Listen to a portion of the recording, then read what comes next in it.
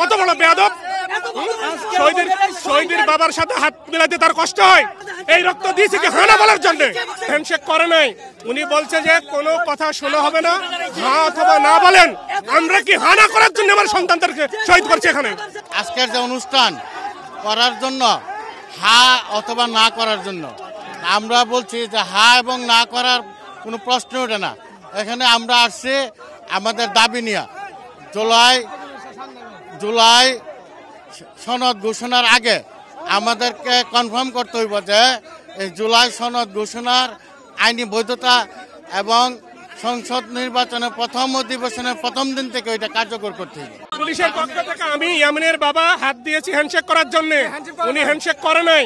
উনি বলছে যে কোনো কথা শোনা হবে না, হ্যাঁ অথবা না বলেন। আমরা কি হানা করার জন্য আমার সন্তানদেরকে শহীদ করছি এখানে? এই রক্ত দিয়েছে কি হানা বলার জন্য? কত বড় বেয়াদব! শহীদের বাবার সাথে হাত মিলাতে তার কষ্ট হয়।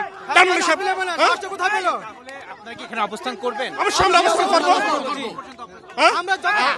আমরা যতক্ষণ না আমাদের যে দাবি আছে সেটা তারা নিশ্চিত করা হবে।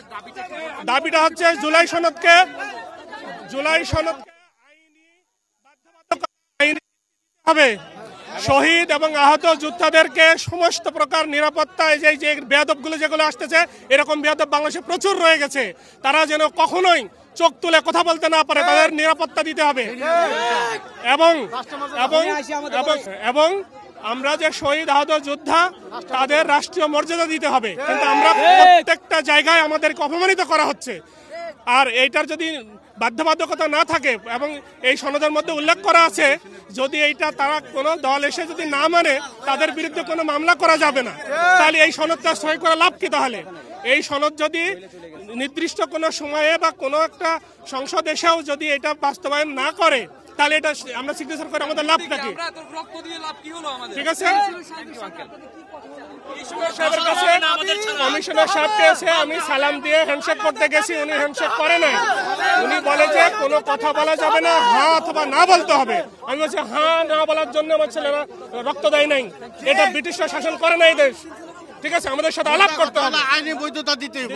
গত 6 মাস ধরে কাজ করে যাচ্ছে। ঘোষণাপত্র প্রকাশিত হওয়ার পরেই আমরা সন্তুষ্ট হইতে পারি না। ওনারা যে খসড়া দিয়েছে, এরপর থেকে আমরা সংশ্লিষ্ট সকল মন্ত্রণালয়ে যোগাযোগ করেছি, আমাদের চাহিদাগুলো আমরা পেশ করেছি, দাবি পেশ করেছি। রিসেন্টলি গত 13ই অক্টোবর আমরা বিশাল একটা বিক্ষোভ মিছিল করেছি শাহবাগ থেকে সচিবালয় পর্যন্ত। এরপরে আমরা সংশ্লিষ্ট মন্ত্রণালয়, শুধু না সকল মন্ত্রণালয়ে, প্রধান বিচারপতি, প্রধান নির্বাচন কমিশনার, সবার কাছে আমাদের দাবিগুলো আমরা পেশ করেছি। আমাদের দাবিগুলো ছিল জুলাই আন্দোলনে যারা আহত হয়েছে তাদেরকে বীর হিসাবে সাংবিধানিকভাবে স্বীকৃতি দেওয়া, শহীদদেরকে জাতীয় বীর হিসেবে স্বীকৃতি দিয়েছে, আহতদেরকে হলো গ্যাজেট করেছে জুলাই যোদ্ধা হিসেবে, আবার জুলাই ঘোষণাপত্রে লিখেছে জুলাই আহত। আমরা বলেছি আমাদেরকে বীর হিসেবে স্বীকৃতি দিতে হবে, এটা আমাদের 1 নম্বর দাবি। সেকেন্ড দাবি হচ্ছে আমাদের পুনর্বাসনের জন্য একটা নির্দিষ্ট রোডম্যাপ দিতে হবে। কি প্রক্রিয়া আমাদের পুনর্বাসন করা হবে? সরকার পুনর্বাসনের একটা প্রক্রিয়া শুরু করেছে। কাউকে সেলাই মেশিন শেখাচ্ছে, কাউকে কারেন্টের কাজ শিখাচ্ছে। আমি গ্রাজুয়েট ছিলাম, আমি সেলাই মেশিন শিখে কী করবো? আরেকজন মুরব্বী আছে, ওনাকে একটা ছোটো ব্যবসা ধরাই দিলে হয়, উনি এই বয়সে এসে কারেন্টের কাজ কী করবে? এখন এটা তো আমাদের সাথে আলোচনা করে করতে হবে কী প্রক্রিয়া করা হবে। দ্বিতীয় দফায় আমাদের দাবি হচ্ছে আমাদের পুনর্বাসনের একটা নির্দিষ্ট রোডম্যাপ দিতে হবে। 3 নম্বর দাবি হচ্ছে আমাদেরকে নিরাপত্তা দেওয়ার জন্য একটা সুরক্ষা আইন করতে হবে।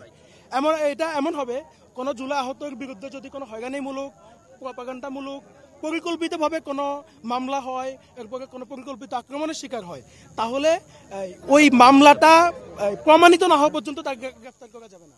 আপনারা জানেন যে সারা দেশে জুলাই আহত অনেক মামলা করে এখানে ঢুকে গেছি। আমরা গতকালকে সন্ধ্যা থেকে যখন অবস্থান কর্মসূচি পালন করছিলাম, তখন আমরা সংশ্লিষ্ট দায়িত্বশীলদেরকে বলেছি আমরা আগামীকালকে সকাল 10টা পর্যন্ত শান্তিপূর্ণভাবে আমাদের কর্মসূচি পালন করব। এর মধ্যে যদি আপনারা সমাধানের একটা পথ বের করতে পারেন, ডায়ালগের ব্যবস্থা করতে পারেন, উই অ্যাগ্রি, আমরা কোনো ঝামেলা করব না। আমরা আমাদের কমিটমেন্ট রেখেছি। আমরা 10টার পরেও আরও 1 ঘন্টা সময় দিয়েছি যে আপনারা আবার দ্রুত আলোচনা করেন। ওনারা আমাদেরকে রেসপন্স করেন নাই।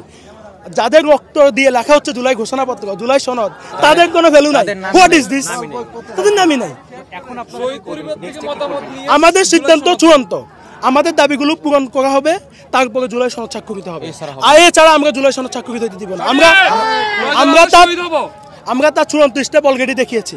আমরা পুলিশকে ভয় পাই না, পুলিশকে পরাজিত করেই আমরা যুদ্ধ হয়েছে। এখানে আপনারা কতক্ষণ থাকবেন? যতক্ষণ না আমাদের দাবি যতক্ষণ আদায় না পর্যন্ত হবে। দাবি আদায় না হবে, প্রয়োজনে আমরা এর থেকে আরো এক্সট্রিম আন্দোলনের দিকে যাব। এই যে এই টাইপের একটা আন্দোলন হবে, এই টাইপের একটা আন্দোলন হবে, কেউ কি কল্পনা করেছিল? এনি ওয়ান চিন্তাও কারো মাথায় আসে না এই টাইপ কিছু হইতে পারে। আমরা জেনজি, আমাদের মধ্যে আইডিয়া আছে, রাষ্ট্র চিন্তা আছে, আমাদেরকে রাষ্ট্র চিন্তায় ইনক্লুড করা হোক, আমাদের পরামর্শ না হোক। আমাদের রক্তের উপর দিয়ে আপনারা নতুন বাংলাদেশের চিন্তা করতেছেন, সে নতুন বাংলাদেশে আমরা নাই।